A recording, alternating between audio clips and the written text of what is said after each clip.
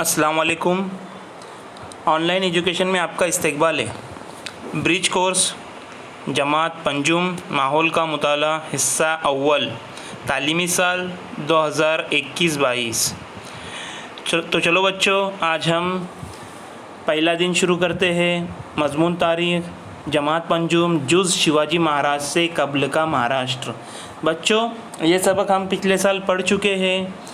ये हमारे तारीख़ का पहला सबक था। तो सबसे पहले हम ये सवालात देखने से पहले हम देखेंगे वो सबक क्या था। गौर से देखिए, सुनो और समझो, फिर हम उसके सवाल जवाब हल करेंगे।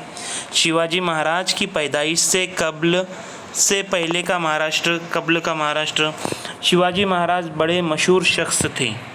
हर साल लोग उनकी सालगिरह बहुत इज़्ज़त और धूमधाम से मनाते हैं। बच्चे तो उस रोज़ बहुत खुश नज़र आते हैं और शिवाजी महाराज के बारे में प्यारे प्यारे गीत और नज़में गाते हैं। उनकी तस्वीर को हार पहनाते हैं। बड़े जोश व खरोश के साथ शिवाजी महाराज की जय के नारे लगाते हैं। शिवाजी महाराज कौन थे? उन्होंने ऐसा कौन सा अहम कारनामा अंजाम दिया? शिवाजी महाराज जिस ज़माने में हो गुज़रे हैं वो अहदे वस्ता कहलाता है। इस ज़माने में हर तरफ राजाओं और शाहों की अमलदारी थी।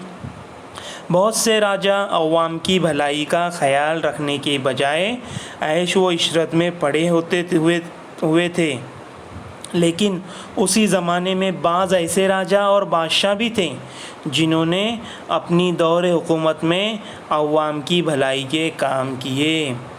शुमाल में मुग़ल बादशाह अकबर और जुनूब में विजयनगर के राजा कृष्णदेव राय अपनी रियाया पर हुक्मरानी की वजह से तारीख़ में मशहूर हुए। उनके साथ ही शिवाजी महाराज का नाम भी फ़ख्र से लिया जाता है। शिवाजी महाराज ने महाराष्ट्र में स्वराज की बुनियाद रखी। स्वराज के मायने है अपनी हुकूमत। शिवाजी महाराज ने महाराष्ट्र में शिवाजी महाराज से तकरीबन 400 साल पहले तक स्वराज नहीं था। महाराष्ट्र के बड़े से हिस्से को अहमदनगर के निज़ाम शाह और बीजापुर के आदिल शाह, इन दो सलातीन ने आपस में तकसीम कर रखा था। वो फराख दिल नहीं थे। उनके दौर में रियाया पर ज़्यादती होती थी। दोनों में नाइत्तेफाकी थी। इनमें अक्सर लड़ाइयाँ होती थी जिसकी वजह से रियाया परेशान रहती थी। लोग खुशहाल ना थे। लोगों को खुलेआम जश्न मनाने और मजहबी रस्म व रिवाज की आज़ादी ना थी। ना उन्हें पेट भर अनाज मैसर होता और ना ही रहने के लिए उनके पास महफूज मकान थे। हर जगह नाइंसाफ़ी का दौर था।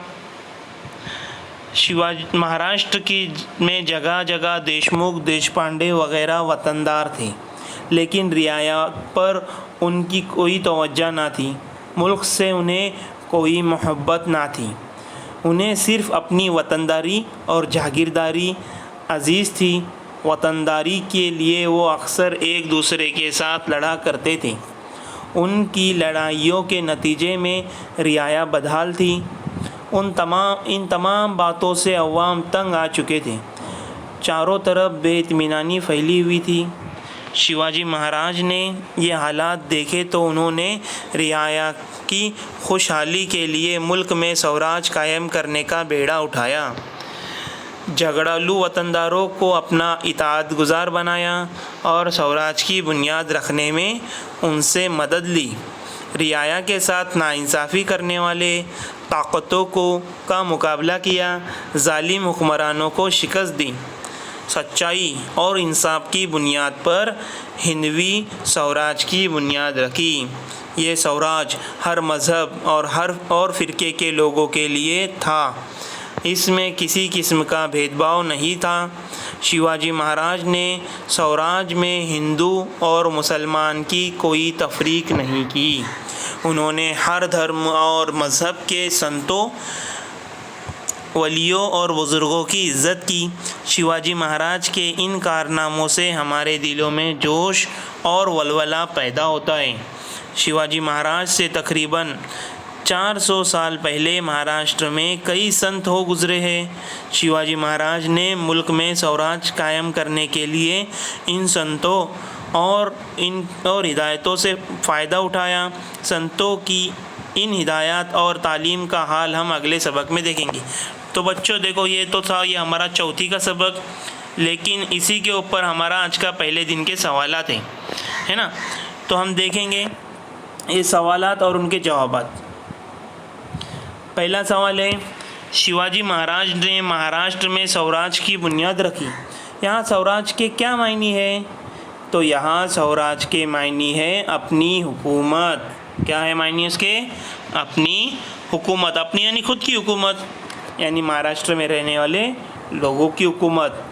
दूसरा सवाल है, महाराष्ट्र का बेशतर हिस्सा किन दो सलातीन ने आपस में तकसीम किया था? तो बच्चों उसका जवाब है अहमदनगर के निज़ाम शाह और बीजापुर के आदिल शाह। तीसरा सवाल, महाराष्ट्र में कौन से दो वतनदार थे?